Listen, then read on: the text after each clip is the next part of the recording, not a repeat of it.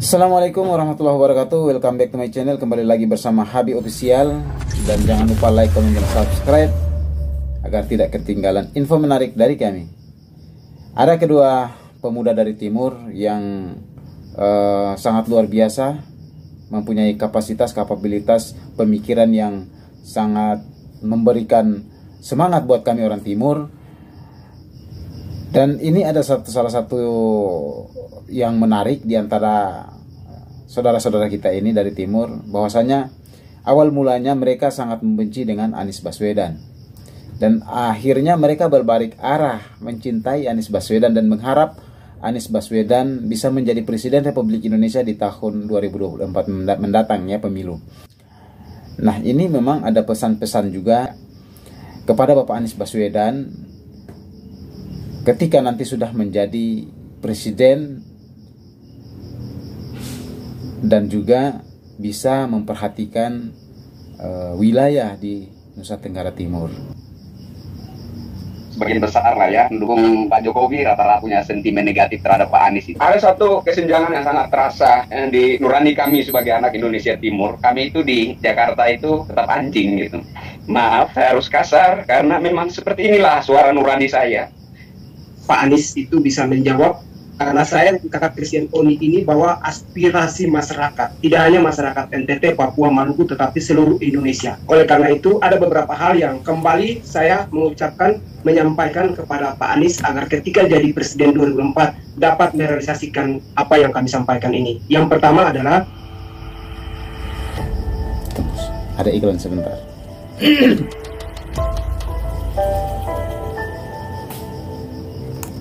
Chris, mungkin ada yang lain lagi? Oh ya, kakak belum sempat tanya. Dulu sebelum akhirnya jatuh cinta ke Mas Anies itu, kira-kira yang membuat adik nih benci setengah mati itu apa sih gitu loh? Maksudnya landasannya apa sih gitu? Ya, gini, saya pikir bukan hanya saya ya, atau sebagian besar lah ya mendukung Pak Jokowi, rata-rata lah ya punya sentimen negatif terhadap Pak Anies itu. Ya. Jadi kita ini dipengaruhi oleh situasi Pilgub DKI 2017, kira-kira seperti itu. Jadi ketika itu bahkan sampai sekarang, sampai detik ini, rata-rata pendukung Pak Jokowi itu masih melihat bahwa Pak Anies Baswedan itu adalah pelaku daripada fenomena politik identitas di 2017, di Pilgub DKI 2017. Tetapi setelah saya merenung, saya mencermati dengan jernih, saya simpulkan bahwa Pak Anies bukanlah pelaku politik identitas, melainkan dirinya itu hanya tercebur dalam fenomena yang terjadi kala itu. Tercebur dalam fenomena kala itu, kalaupun ada sentimen sara, saya pikir itu hanya kebetulan saja rivalnya itu non-muslim. Jadi ya, wajar kalau itu kemudian memantik sentimen sara. Tetapi saya pikir kalau hari ini saya harus bicara jujur, maka Pak Anies bukan pelaku. Jadi itu yang kemudian informasi itu yang terngiang di telinga kita, dalam imajinasi kita bahwa dia ini adalah pelaku politik identitas, ya, mengingat fenomena Pilgub DKI 2017 silam. Itu yang terus terngiang di dalam telinga kita, yang terus berputar di dalam imajinasi memori kita, sehingga semakin hari kebencian itu terus terpacu, terus bertumbuh di dalam hati kita, begitu. Tetapi kembali lagi seperti yang saya bilang tadi, bahwa ketika mendengar informasi ada sekian puluh IMB bangunan gereja direalisasikan oleh Pak Anies Baswedan semasa menjabat sebagai Gubernur DKI, ada hampir 50, belum terhitung rumah ibadah non-muslim yang lainnya, itu baru khusus untuk agama Kristen saja. Saya merasa ada sesuatu yang aneh, ada sesuatu yang lain. Nggak mungkin orang ini bapak politik identitas, nggak mungkin orang ini politikus rasis, nggak mungkin, karena sangat tidak mungkin seorang bapak politik identitas mampu merealisasikan, ini bukan satu dua loh, ini puluhan. Ya. Jangankan dekat 50, angka 34 saja menurut saya itu sudah overdosis gitu ya. Itu sudah berlebih-lebihan gitu. Kalau seorang pemimpin publik yang notabene non-muslim, kemudian merealisasikan IMB, rumah ibadah non-muslim, saya pikir Pak Anies Baswedan boleh masuk ke itu ya, boleh dikatakan pemecah rekor ya, kepala daerah yang merealisasikan IMB, rumah ibadah non-muslim ya. Iya. Itu coba dipikirkan itu. Jadi itulah pandangan awal terpengaruh oleh fenomena Pilgub DKI 2017, dan itu terus terngiang di telinga, terus terbayang di imajinasi, terus berputar-putar di imajinasi, dan itu terus memacu kebencian. Jadi semakin hari semakin membenci. Tetapi ketika mendengar informasi itu, karena ini sifatnya emosional, mengingat saya adalah non-muslim dan termasuk bagian dari kaum minoritas di Republik ini, saya merasa saya butuh Pak Anies. Itu kesimpulan akhir yang saya buat begitu. Dan bukan saya aja. Saya rasa bukan saya aja. Saya rasa Indonesia butuh Pak Anies. Karena untuk merealisasikan kemerdekaan beragama, kemerdekaan mengekspresikan penyembahan kepada Tuhan Yang Maha Esa, mewujudkan kemerdekaan beribadah kepada Tuhan, saya pikir itulah sebenar-benarnya ruh dari NKRI dan Bhinneka Tunggal Ika. Sehingga saya pikir memang benar-benar Indonesia membutuhkan Pak Anies, dan itu wajib bagi saya untuk mendukung beliau begitu. Ada informasi juga Dek tentang Boti. David sudah kasih informasi ke itu Dek Chris tentang Boti. Belum. Ini wajib juga dikasih tahu. Boti itu kakak yang saya sempat kirim bahwa bantuan operasional tempat ibadah. Oh iya. Siap. Itu saya sudah dengar sedikit ya. Saya sudah dengar sedikit, dan saya pikir itu sesuatu yang luar biasa juga. Sesuatu yang luar biasa yang tidak diekspos secara masif ke publik maupun juga ke sosmed. Dan saya pernah waktu mengklarifikasi video Adik Fred yang ditanggapi oleh YouTuber NTT, itu kebetulan juga YouTuber tersebut adalah anak buah saya gitu kan. Asli anak buah saya gitu kan. Dia mulai menjadi seorang YouTuber politik itu karena saya yang melahirkan dia sebagai seorang YouTuber politik gitu kan. Halo? Tadi ngomong apa ya? Tentang Boti Dek. Iya. Karena gini, sebelum Pak Anies itu kan kakak memang sudah tinggal di Jakarta ini sejak tahun 79. Iya. Jadi sebelum Pak Anies ini memang tidak pernah ada, entah itu pembangunan yang tadi IMB untuk para purnawirawan, guru, terus para yang pahlawan seperti itu kan tidak ada. Termasuk juga bapaknya kakak itu kan seorang guru. Jadi alhamdulillah IMB-nya itu gratis. Luar biasa. Boti itu juga, jadi setiap rumah ibadah itu mendapatkan bantuan, kalau nggak salah itu per bulannya itu sekitar 1 juta. Semua, entah itu wihara, masjid, gereja, dan itu memang tidak terpublish karena memang ya itulah Pak Anies itu bukan orang yang fokus di sosial media, karena mereka fokus kerja Pak Anies itu. Ya. Dengan adanya Dekris dan Devris mungkin nanti bisa naikkan berita-berita ini kan. Oh iya, itu waktu saya menanggapi tanggapan YouTuber NTT ke Adik Fritz itu, ya itu saya rasa itu momen dimana saya meluapkan habis itu emosi saya yang terpendam sejak mendengar informasi tentang itu kan.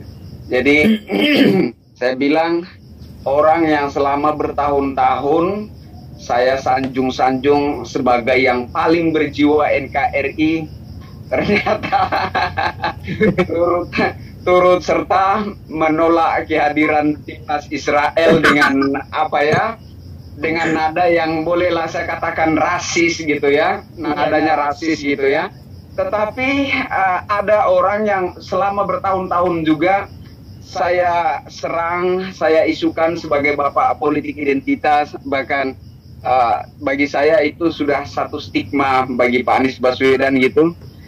Kok bisa dia merealisasikan puluhan IMB rumah ibadah non-muslim gitu. Jadi menurut saya ini ada yang aneh gitu.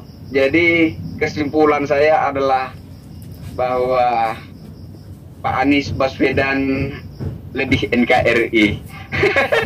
Dan itu yang sekarang ya, itu yang sekarang sedang saya mainkan secara masif secara kontinu di Twitter. Pak Anies Baswedan lebih NKRI. Kalau lihat tagar di Twitter Pak Anies Baswedan lebih NKRI, itu tagar saya yang lahirkan itu. Oke, mungkin kesan dan pesan terakhir ke Pak Anies dari The Christian Onit, jika video ini sampai ke beliau. Pasti sampai sih, insya Allah. Oke, jadi harapan saya untuk Pak Anies, karena saya merasa tertarik terhadap Pak Anies karena informasi tentang Pak Anies merealisasikan puluhan IMB rumah ibadah non-muslim, ya, selain Kristen juga non-muslim yang lainnya. Saya berharap Pak Anies bisa terpilih menjadi presiden, kemudian merealisasikan hal yang sama dengan skala nasional. Karena ini adalah kebutuhan mendasar bagi setiap orang beragama yang mengakui adanya Tuhan. Itu yang pertama. Yang kedua, harapan saya untuk Pak Anies, biasa di setiap pemerintahan itu kan ada bansos, apapun namanya pasti ada kan, bansos untuk masyarakat. Nah, untuk pengalaman-pengalaman yang lalu-lalu, menurut saya bansos itu sangat baik untuk masyarakat. Hanya saja sayang sekali kontrolnya minim sekali, sehingga terjadi banyak sekali penyelewengan, terjadi banyak sekali korupsi, dan masyarakat yang sebenarnya layak menerima bantuan dari pemerintah nyatanya tidak menerima itu. Jadi kalau di era Pak Anies nanti, amin, saya sudah langsung mengklaim ini ya. Kalau Pak Anies terpilih nanti jadi presiden, kalau ada bansos dari pemerintah untuk masyarakat miskin atau masyarakat kurang mampu, kontrolnya terhadap penyaluran itu ditingkatkan dan diperketat agar supaya itu benar-benar sampai kepada rakyat yang membutuhkan dan benar-benar layak untuk mendapatkan itu. Itu yang kedua. Yang ketiga terkait honorer ya. Honorer ini saya juga sudah berkali-kali teriakin di YouTube ya, baik itu. Tapi menurut saya honorer ini yang lebih prioritas menurut saya adalah bidan dan juga guru ya. Bidan dan guru itu menurut saya paling prioritas, karena kalau bicara tentang pengabdian kepada bangsa, mereka itu sudah terbukti dan teruji loyalnya dalam mengabdi di bidang masing-masing, baik itu bidan maupun guru honor. Mereka itu luar biasa sekali. Masa sih mereka sudah bertahun-tahun, bahkan ada yang puluhan tahun mengabdi kepada bangsa dan negara, menyehatkan bangsa, mencerdaskan bangsa, lantas kemudian ada peraturan yang langsung memangkas nasib mereka. Ya Allahku, ya Tuhanku, saya pikir ini sesuatu yang bukan hanya tidak adil, menurut saya itu adalah sesuatu yang sangat barbar ya? Itu adalah sesuatu yang sangat barbar terhadap para honorer, khususnya para guru dan bidan menurut saya. Jadi ini adalah pesan yang ketiga untuk Pak Anies Baswedan, mohon diperhatikan. Saya berharap begini, kalau bisa honorer khususnya guru dan bidan itu yang sudah teruji loyalitasnya, yang sudah bertahun-tahun, itu nggak perlu lagi lah dikasih ujian segala macam. Kenapa? Kenapa? Soal loyalitas mereka sudah terbukti, pengabdian terhadap bangsa di bidang masing-masing mereka sudah terbukti dan teruji. Kenapa harus pakai tes? Gitu. Kenapa harus ajarkan mereka materi sementara mereka sudah melakukan langsung di lapangan? Praktek, ya. Gitu. Jadi mereka itu betul tidak perlu lagi dikasih ujian yang teoris gitu, teoritis gitu ya. Mereka sudah mengalami langsung, mereka sudah praktek langsung, mereka sudah teruji dan terbukti di lapangan. Gitu. Jadi honorer khususnya guru dan bidan itu tidak perlu lagi dikasih ujian untuk jadi PNS, langsung lantik saja. Kasihan mereka, capek-capek mereka mengabdi kepada bangsa, tapi nasib mereka dipangkas. Saya pikir itu sesuatu yang bukan hanya itu menurut saya sudah barbar, sudah sangat tidak manusiawi begitu. Dan satu lagi yang keempat, saya berharap bahwa debt collector itu dimanusiakan, ya. Debt collector itu dimanusiakan. Jadi debt collector ini kan didominasi oleh saudara-saudara kita dari Indonesia Timur, ya, dari NTT, Maluku, dari Papua.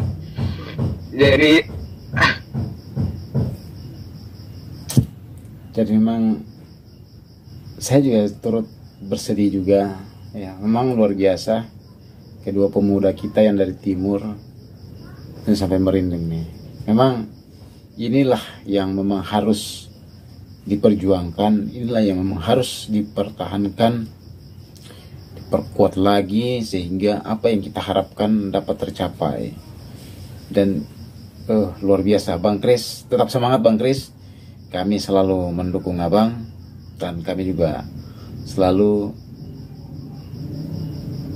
mendukung saudara-saudara kita yang memang hari ini punya kapasitas, kapabilitas, ya. Memang walaupun isi tas kita terbatas, cuman kita hanya punya ilmu yang bisa kita sampaikan kepada calon presiden kita agar bisa, ya, merealisasikan apa yang kita harapkan di kemudian hari nanti atau di tahun 2024 mendatang. Dan ketika apa yang kita harapkan tercapai, mudah-mudahan apa yang kita harapkan juga dapat terlaksana dengan baik. Oke, kita lanjut ya teman-teman. Ada satu kesenjangan yang sangat terasa di nurani kami sebagai anak Indonesia Timur. Jadi kalau bicara tentang relawan, bicara tentang loyalis, bicara tentang bagaimana berjuang untuk mendukung seseorang menjadi sesuatu, Betul. saya pikir bicara tentang militansi nggak usah ajarin kami gitu. Soal militansi nggak usah ajarin kami, itu makanan kami gitu. Tetapi sebaik apapun politikus yang kami dukung, yang kami perjuangkan hingga menjabat, terpilih dan menjabat, kami itu di Jakarta itu tetap anjing gitu. Maaf, saya harus kasar karena memang seperti inilah suara nurani saya. Apa sih debt collector itu? Ya, debt collector itu kasarnya anjing gitu ya. Karena menjadi pesuruh orang, ya. Udah anjing, dianjingkan lagi gitu. Gimana perasaan kami gitu ya. Sementara kalau bicara tentang loyalitas, bicara tentang etika adat,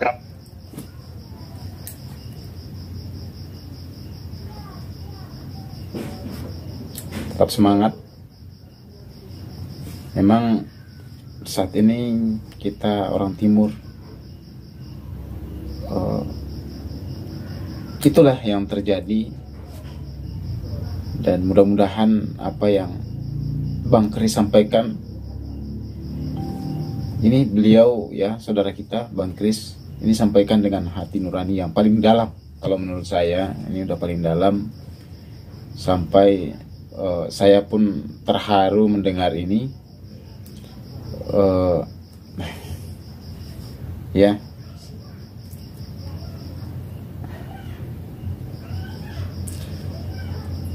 Inilah yang terjadi di negeri kita ini. Oke, baik, kita lanjut lagi ya teman-teman. Ada pemerintah segala macam, kami silahkan diuji.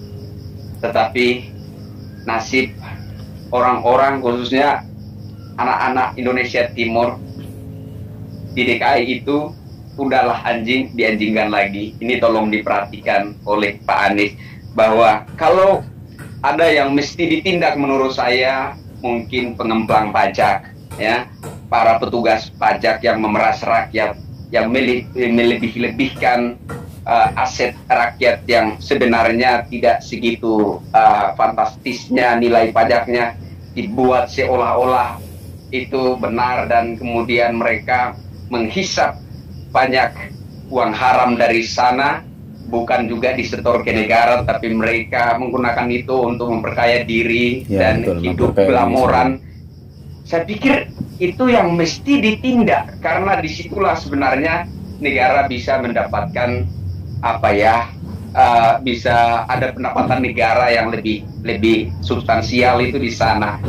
Tapi kenapa kok justru para debt collector yang tadi saya katakan ibarat anjing dianjingkan lagi? Kenapa gitu? Ini semoga didengar dan direspon oleh Pak Anies. Apabila yang kuasa menghendaki, dan kita juga akan terus berjuang dan mendoakan itu, semoga diridhoi. Apabila Pak Anies Baswedan terpilih, mohon supaya pesan-pesan ini direspon. Saya kira itu. Jadi ikut sedih deh. Baik. Baik. Kalau saya sudah berkali-kali menyuarakan agar Pak Anies itu bisa menjawab, karena saya di Kakak Christian Oni ini bahwa aspirasi masyarakat, tidak hanya masyarakat NTT, Papua, Maluku, tetapi seluruh Indonesia. Oleh karena itu, ada beberapa hal yang kembali saya menyampaikan kepada Pak Anies agar ketika jadi Presiden 2024 dapat merealisasikan apa yang kami sampaikan ini. Yang pertama adalah khusus untuk para relawan, ketika ada yang maki kita, jangan dibalas. Karena Pak Anies itu tidak suka membalas cacian maki orang. Sejak saya kenal Pak Anies tidak pernah membalas satu kata pun. Dia lebih tenang dan buktikan kerja. Kita relawan kerja saja. Itu saran buat relawan. Saran yang penting buat semuanya adalah yang pertama, program BOTI itu sangat baik sekali, Kakak. Jadi alangkah baiknya program BOTI itu diberikan kepada seluruh Indonesia. Jadi rumah ibadah baik non-muslim maupun yang muslim itu sendiri bisa mendapatkan hak yang sama, karena itu bagian dari Pancasila. Betul. Karena apa? Coba kita melihat di daerah-daerah terpencil, banyak rumah ibadah yang tidak bisa dipakai secara baik karena atapnya juga bermasalah, lantainya juga tidak ada, listrik juga tidak ada, bahkan peralatan sound system juga hampir tidak ada. Sehingga program BOTI itu saya yakin akan sangat membantu rumah ibadah dari desa ke kota, bukan kota ke desa. Itu yang pertama. Yang kedua adalah, dari dulu saya selalu menyuarakan agar anak-anak yatim piatu, anak-anak korban bencana alam, anak-anak buruh, anak-anak ojek, bahkan juga anak-anak debt collector, petani, tolong Pak Anies berikan beasiswa khusus untuk SD, SMP, SMA, bahkan sampai S2. Karena banyak pengangguran itu terjadi oleh karena mereka tidak bisa sekolah. Bukan mereka tidak mampu, mereka mampu. Hanya saja keterbatasan anggaran. Orang yang bisa kuliah karena orang tuanya mungkin lengkap. Mereka tidak punya orang tua yang lengkap, terus mereka mau hidup bagaimana? Makan saja sudah susah. Betul. Terus mau sekolah lagi, membuat beban, pasti mereka bilang lebih baik mati saja daripada hidup. Oleh karena itu, kembali lagi, Pak Anies tolong berikan beasiswa kepada mereka, karena mereka juga adalah anak negeri, ingin mendapatkan hak yang sama sesuai dengan Undang-Undang 45, yaitu mensejahterakan rakyat. Nah, yang berikut adalah, saya menyarankan bahwa Pak Anies tolong stop kasus trafficking. Berkali-kali yang kasus trafficking dialami oleh masyarakat saya paling banyak dari timur. Tidak hanya dari timur. Tempo hari kami mengurus dari Lampung, pulangkan mereka, biaya mereka, kasih makan mereka. Itu dari Lampung, Jawa Tengah pun ada. Artinya orang-orang di kampung ini dibujuk oleh orang-orang tertentu yang sudah tersistematis, terstruktur, terorganisasi dari pusat sampai ke bawah. Beberapa hari lalu lagi saya dapat bahwa ada juga oknum-oknum keamanan yang terlibat di dalam. Oleh karena itu, yang bisa memutus rantai ini hanyalah presiden. Jadi kalau saat ini presiden saat ini tidak mampu memutus rantai mafia trafficking ini, diharapkan Pak Anies mampu memutuskan semuanya. Kita ingat kasus yang ditangani oleh Pak Romo di Batam. Yang berikut adalah ini Ibu, masalah SIM. Kita punya sopir-sopir di kampung-kampung itu sangat merasakan. Mengurus SIM ini kan mahal. Mereka mau kasih makan anak istri saja sudah susah, apalagi perpanjang. Memang ada, tapi belum tentu pemasukan saja, belum tentu bisa. Oleh karena itu, alangkah baiknya SIM itu gratis. Diperpanjang mungkin seumur hidup saja, ngapain 5 tahun?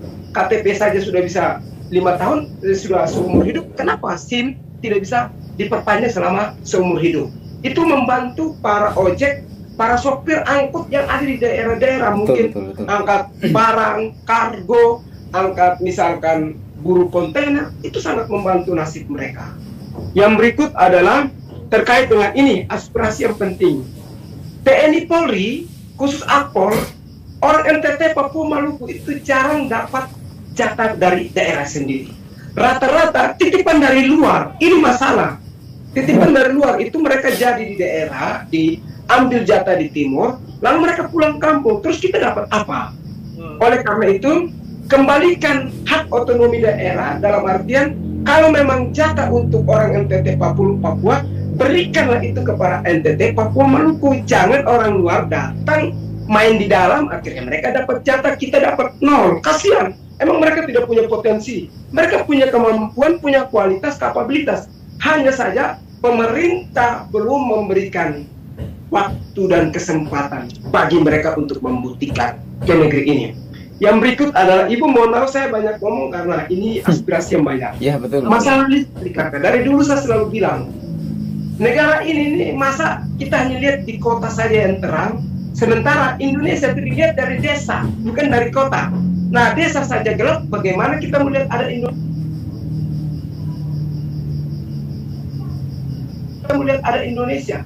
Oleh karena itu, listrik akan ada, maka pendidikan akan bagus. Bagaimana pendidikan akan bagus kalau listrik saja di desa tidak ada? Ini lihat kakak Kris, di belakang gelap. Oh, belum ada listrik deh. Ada di sini ada, di sini ada, tetapi tidak semuanya mampu. Ya. Dan lampu jalan tidak ada, makanya gelap. Itu bukti yang kakak Christian lagi di alor. Jadi saya berharap ini kalau bisa bangun dari desa ke kota, bukan dari kota ke desa. Kebanyakan kita dari kota ke desa, akhirnya teman-teman dari timur ingin merdeka sendiri gara-gara kurang adanya pembangunan dari desa ke kota.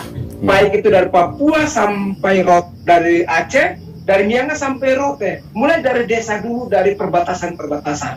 Nah, ini yang namanya Indonesia, Kebinekaan Tunggal Ika dan juga Pancasila. Masa kita bicara Pancasila tapi keadilan pembangunan tidak dimiliki oleh orang sana, akhirnya orang sana jangan salah minta merdeka, ya kita tidak bisa bilang salah. Karena apa? Mereka tidak mendapatkan pembangunan yang sama kok. Saya senang di Jakarta bisa menikmati listrik. Pertanyaan saya di kampung mereka sudah dapat pun. Jangankan listrik, air saja susah, Ibu. Jadi kasihan sekali kalau kita pulang kampung itu mau menangis tidak bisa. Mungkin Ibu juga tahu lah di Maluku bagaimana. Jadi itu saja saran-saran dari saya. Nah, yang paling utama tadi saya kembali adalah beasiswa. Negara ini, Indonesia ini akan cerdas, akan pintar kalau beasiswa itu diberikan kepada rakyat yang benar-benar sangat membutuhkan. Saya lihat ada beasiswa LPDP, tapi yang terbanyak di dalam adalah elit-elitnya. Mereka yang ciptakan, anak mereka ikut terjun ke dalam. Ini masalah. Kenapa mereka tidak biaya sendiri? Anak-anak miskin, anak-anak orang tua yang ekonomi biasa punya kemampuan. Contoh, saya sendiri Ibu, kalau saya dulu tidak ada beasiswa, tidak mungkin saya bisa seperti ini, tidak bisa ketemu. Karena ada beasiswa membantukan hidup kami. Kalau kembali ke dulu, kita emang bisa dipakai. Susah daerah kampung di kampung halaman saya saja tidak menggunakan ilmu saya. Tapi ketika saya bisa sekolahkan lanjut dengan gratis dari biaya negara, Disitulah saya terpakai sampai hari ini. Terima kasih banyak Pak Anies. Kami orang Timur berharap Pak Anies jadi presiden. Itu saja. Karena kami meyakini besar bahwa DKI saja Pak Anies bisa kemas menjadi pembangunan yang luar biasa. Pasti saya yakin dan percaya bahwa Pak Anies mampu membangun Indonesia ini lebih sejahtera, lebih baik dari sekarang. Terima kasih. Oke, terima kasih adik-adikku sekalian yang militannya luar biasa ini. Walaupun baru terjun ke sebagai pejuang Pak Anies. Demikianlah bincang-bincang. Oke, itulah tadi bincang-bincang saudara-saudara, abang-abang kita, saudara-saudara kita yang dari timur, sangat luar biasa. Mereka menyampaikan keluh kesah dan apa yang menjadi beban pikiran mereka telah mereka sampaikan. Mudah-mudahan dapat terrealisasi dengan baik ketika Pak Anies Baswedan sudah menjadi Presiden Republik Indonesia. Amin. Mungkin itu saja teman-teman, kurang dan lebihnya kami mohon maaf. Wassalamualaikum warahmatullahi wabarakatuh dan salam hormat kami dari Habib Official.